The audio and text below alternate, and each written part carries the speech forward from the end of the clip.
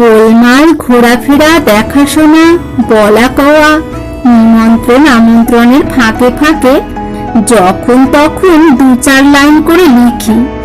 ভাবের স্রোত আটকে আটকে যায়, তার সহজ গতিটা থাকে না। একে চিঠি বলা চলে না, কেননা এর ভিতরে ভিতরে কর্তব্য পরায়ণতার ঠেলা চলছে। সেটাতে কাজকে এগিয়ে দেয়, ভাবকে হয়রান করে। পাখি ওড়ায় আর ঘুড়ি ওড়ায় তফাৎ আছে। আমি ওড়াচ্ছি চিঠির ছলে লেখার ঘুড়ি, কর্তব্যের লাঠাইয়ে বাঁধা। কেবলই হেঁচকে হেঁচকে ওড়াতে হয়। ক্লান্ত হয়ে পড়েছি।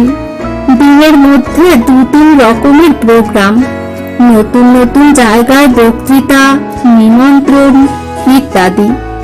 গীতার উপদেশ যদি মানতুম, ফল লাভের প্রত্যাশা যদি না থাকতো, তাহলে পালতোলা নৌকার মতো জীবন তরণী তীর থেকে তীরান্তরে নেচে নেচে যেতে পারত।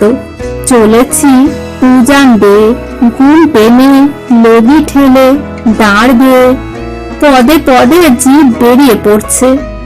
আমৃত্যুকাল কোনোদিন কোথাও যে সহজে ভ্রমণ করতে পারবো, সে আশা বিড়ম্বনা। পথ সুদীর্ঘ, পাথেও স্বল্প। অর্জন করতে করতে, গর্জন করতে করতে, হোটেলে হোটেলে ডলার বর্জন করতে করতে আমার ভ্রমণ। গলা চালিয়ে আমার পা চালানো। পথে বিপথে যেখানে সেখানে আচমকা আমাকে বক্তৃতা করতে বলে, আমিও উঠে দাঁড়িয়ে বকে যাই। আমেরিকায় মুড়ি তৈরি করবার কলের মুখ থেকে যেমন মুড়ি বেরোতে থাকে, সেই রকম। হাসিও পায়, দুঃখও ধরে।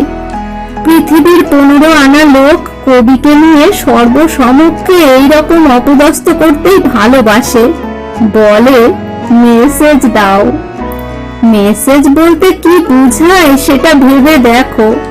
সর্বসাধারণ নামক নির্বিশেষ পদার্থের উদাসীন কানের কাছে অত্যন্ত নির্বিশেষ ভাবের উপদেশ দেওয়া, যা কোনো বাস্তব মানুষের কোনো বাস্তব কাজেই লাগে না।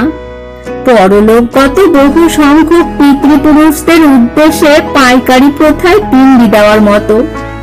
যেহেতু সে পিণ্ড কেউ খায় না, সেই জন্যে তাতে না আছে স্বাদ, না আছে শোভা। যেহেতু সেটা রসনাহীন ও ক্ষুধাহীন নামমাত্রের জন্য উৎসর্গ করা, সেই জন্যে সেটাকে যথার্থ খাদ্য করে তোলার জন্যে কারো গরজ নেই। মেসেজ রচনা সেই রকম রচনা। আজ বিকেলের গাড়িতে পিনাং যেতে হবে। তার আগে যদি সুসাধ্য হয় তবে নাওয়া আছে, খাওয়া আছে। যদি দুঃসাধ্য হয় তবু একটা মিটিংয়ে গিয়ে বক্তৃতা আছে। ঘুম নেই, বিশ্রাম নেই, শান্তি নেই, অবকাশ নেই। তারপরে সুদীর্ঘ রেল যাত্রা, তারপরে স্টেশনে মাল্য গ্রহণ, অ্যাড্রেস শ্রবণ, তদুত্তরে বিনতি প্রকাশ, তারপরে নতুন বাসায় নতুন জনতার মধ্যে জীবনযাত্রার নতুন ব্যবস্থা। তারপরে 16 তারিখে জাহাজে চড়ে জাভায় যাত্রা। তারপরে নতুন অধ্যায়। ইতি 13ই আগস্ট 1927, টাইপিং।